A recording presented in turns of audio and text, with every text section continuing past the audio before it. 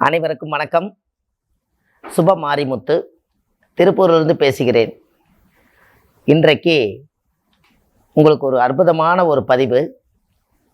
இன்னைக்கு ரோகிணி நட்சத்திரக்காரர்கள் எந்த நட்சத்திரக்காரர்களோடு ஒரு நட்பு வைத்திருந்தாலோ தொழில் செய்தாலோ அவங்க மன வாழ்க்கையில் ஏதாவது ஒரு ரூபத்தில் திருமணம் செய்திருந்தாலோ எந்த நட்சத்திரக்காரை அவர்கள் நட்பு வைத்திருந்தால் இவங்களுடைய வாழ்க்கை முன்னேற்றத்துக்கு போகும் என்று இன்னைக்கு ஒரு அற்புதமான ஒரு சூட்சமத்தை இன்னைக்கு இந்த பதிவில் உங்களுக்கு நான் சொல்ல போகிறேன்.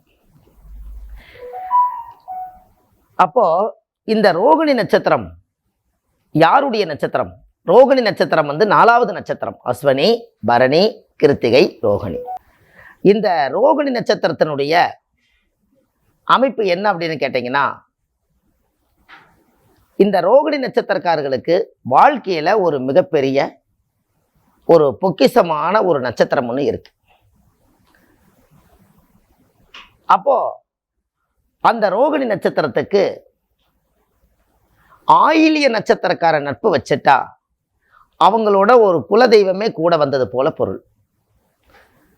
அப்போ அந்த ஆயிலிய நட்சத்திரம் அந்த ஜாதகருக்கு எப்படின்னு கேட்டிங்கன்னா, ரோகிணி நட்சத்திரக்காரர்களுக்கு எப்போதுமே ஆயிலிய நட்சத்திரக்காரர் குலதெய்வம்.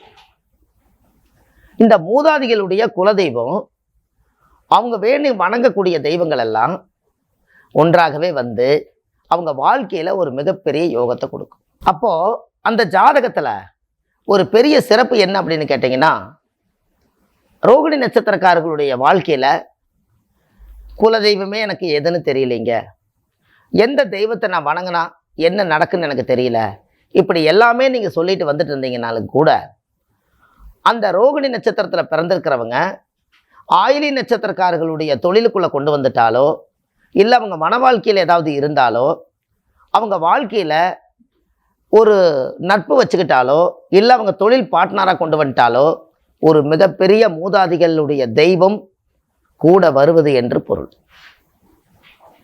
உங்களுக்கு ஒன்று தெரியுமா?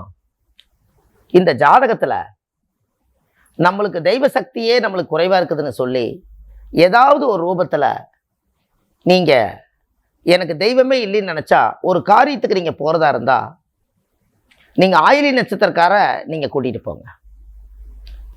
ஆயிலி நட்சத்திரக்கார ஒரு காரியத்துக்கு கூட்டிகிட்டு போனீங்கன்னா அந்த காரியம் கைகூடும். அப்போது அந்த காரியத்தினால அவங்க ஜெயமடைகிறதே இந்த நட்சத்திரத்தில் தான். ஆனால் நம்ம எல்லோரும் பார்த்தா நம்ம என்ன நினச்சிக்கோ, நான் போய் கஷ்டப்பட்டு உழைச்சி நான் அவங்ககிட்ட கேட்டு நான் எல்லா வேலையும் பண்ணி நான் இப்போ என்னோடய காரியத்தை நான் ஜெயிச்சிருக்கிறேன் அப்படின்னு நீங்கள் சொல்லுவீங்க.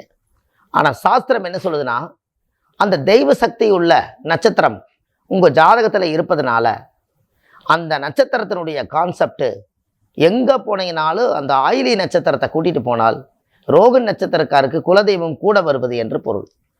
தெய்வ அனுகூல நட்சத்திரம் ஆயிலியுமே. இது மற்றவங்களுக்கெல்லாம் பொருந்தாது, ரோகிணி நட்சத்திரக்காரர்களுக்கு மட்டும்தான் இது பொருந்தும். ஏன்னா அதனால தான் 27 நட்சத்திரக்காரர்களுக்கும் ஒவ்வொரு நட்சத்திரங்கள் தெய்வ அனுகூல நட்சத்திரத்தை பற்றி இன்றைக்கி இந்த பதிவில் நம்ம பார்த்துட்ருக்கோம். அப்போது நீங்கள் கேட்கலாம் இல்லையா, நான் யாரை நம்புறதுங்க, எந்த தொழில் செய்தாலும் நான் யாரை நம்புறது, நான் எப்படி உருவாக்கி கொண்டு வர்றது, தெய்வ அனுகிரகத்தை நாம் கொண்டு வர யாரை எந்த மனுஷனை நம்புறது, நான் தொழில் செய்யறதுக்கு யாரை நம்பி பணம் கொடுக்கறது, இப்படியெல்லாம் உங்களுக்குள்ள ஒரு கேள்வி இருக்கும் இல்லையா.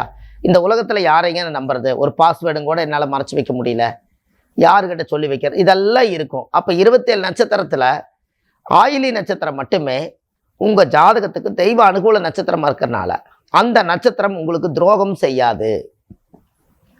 உங்களுக்கு துரோகம் இல்லாத நட்சத்திரமே ஆயிலியுமே. இது பார்த்தீங்களா, நட்சத்திர கோலாட்டத்தில் எவ்வளோ ஒரு அற்புதமான ஒரு விஷயம்னு பாருங்களேன். இந்த நட்சத்திரத்துக்கு இந்த நட்சத்திரம் பூர்வ ஜென்ம பந்தம். அப்போ தெய்வமே அனுகூலமாக இருக்குதுன்னா ஒரு மனிதன் தெய்வத்தை தேடி போகணும். தெய்வமே நம்ம கூட வருதுன்னா அப்போ இந்த சூட்சமத்தை நீங்கள் தெரிஞ்சு வச்சுட்டா அது எவ்வளோ பெரிய விஷயம். அப்போ இது எல்லாம் வச்சு பார்க்கும்போது உங்கள் வாழ்க்கையில் இந்த ரோகிணி நட்சத்திரக்காரர்கள் ரிஷப ராசியில் பிறந்திருப்பாங்க, ஆயிலி நட்சத்திரத்தை பிறந்திருக்கிறவங்க கடகராசியில் பிறந்திருப்பாங்க. அப்போ இந்த கடகராசியில் ஆயிலி நட்சத்திரக்காரை மட்டுமே இவங்க வச்சிருந்தா இவங்க வாழ்க்கையில் தொழிலையோ நட்புலையோ ஏதோ ஒரு ரூபத்தில் இருந்தால் அவங்களுக்கு தெய்வம் என்னைக்கும் நின்று அவங்களுக்கு ஆசீர்வாதம் செய்யும். இதுக்கு பேரே ஒரு வெற்றி நட்சத்திரம். எங்கேயாவது போகணும் அப்படின்னா வெற்றி நட்சத்திரம். வெற்றின்னு என்ன? நீங்கள் இவங்களை கூட்டிகிட்டு போனால் தோத்துட்டு வர மாட்டீங்கன்னு சரித்திரம் சொல்லுது அப்படின்னா பாரு. அப்போ அது எவ்வளோ ஒரு விஷயம்.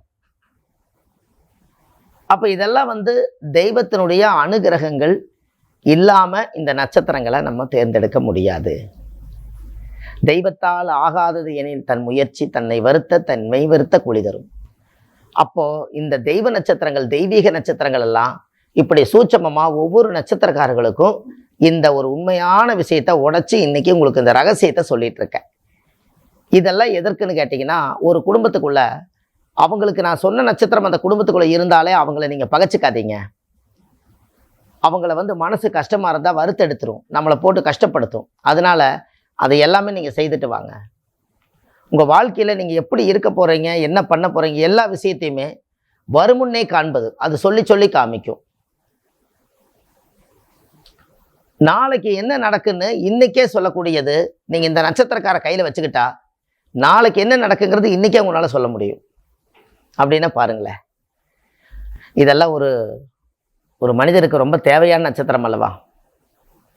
அதனால் நீங்கள் இந்த பதிவை உங்களுடைய ரோகிணி நட்சத்திரத்தில் பிறந்துக்கிறவங்களுக்கு இதை ஷேர் பண்ணுங்கள், ஒரு சப்ஸ்கிரைப் பண்ணுங்கள். டெய்லியுமே உங்களுக்கு ஒரு முன்பதிவு ஒன்று கொடுத்துக்கிட்டே இருக்கேன். ஒரு தெய்வீகமான ஒரு தினமும் ஒரு ஜோதிட தகவல் உங்களுக்கு கொடுத்துட்ருக்கேன். ஒவ்வொரு ஆராய்ச்சிகள் செய்து இந்த பதிவில் உங்களுக்கு கொடுக்குறேன். வள்ளுவர் வாக்குன்னு யூடியூப் சேனலில் போங்க, சுப மாரிமுத்துன்னு யூடியூப் சேனலில் போனீங்கன்னா ஆயிரக்கணக்கான பதிவுகளை நீங்கள் கண்டிப்பாக எடுக்க முடியும். உங்கள் வாழ்க்கையில் அந்த மாதிரி ஒரு அற்புதமான ஒரு விஷயம் இருக்குது. கண்டிப்பாக செய்துட்டு வாங்க. அடுத்த பதிவில் உங்களுக்கு ரோகிணி நட்சத்திரம் முடிஞ்சு அடுத்த நட்சத்திரத்தை உங்களுக்கு நான் இந்த பதிவில் நான் கொடுக்குறேன். நீங்கள் இதை பார்த்துட்டு நீங்கள் ஒரு நல்ல ஒரு நிறைவடையலாம். ஆன்லைன்லேயே நம்ம ஜாதகம் பார்க்குறோம். கீழே போயிட்டு இருக்கிற நம்பருக்கு நீங்கள் கால் பண்ணிங்கன்னா முன்பதிவு செய்துக்கலாம். அதுக்கப்புறம் நீங்கள் ஜாதகத்தை அனுப்பிச்சி வச்சிங்கன்னா இதெல்லாம் கண்டுபிடிச்சி உங்களுக்கு என்னென்ன நட்சத்திரங்கள் எல்லாம் பொருந்தும், நீங்கள் எப்படி வாழணும், உங்கள் ஜாதகத்தினுடைய பூர்வ ஜென்மத்தினுடைய கர்மா என்ன, நீங்கள் எதற்காக இந்த உலகத்தில் பிறந்தீங்க, எதை அடைய போகிறீங்க, எது இழக்க போகிறீங்க, இனிமேல் அதை தக்க வச்சுக்கிறதுக்கு என்ன வழி, இந்த ஜாதகத்தை ஒன்றி வாழ்ந்து இந்த காலத்தை நம்ம எப்போ இந்த பூமியில் முடிக்க போகிறோம், அது வரைக்கும் ஆன்லைன்லேயே உங்களுக்கு ஜாதகம் பார்த்து சொல்கிறோம். இந்த பதிவெல்லாம் கேட்டு அடுத்த பதிவில் உங்களை நான் சந்திக்கிறேன் என்று சொல்லி உங்களிடமிருந்து விடைபெறுகிறேன். அன்பான சுப மாரிமுத்து. நன்றி, வணக்கம்.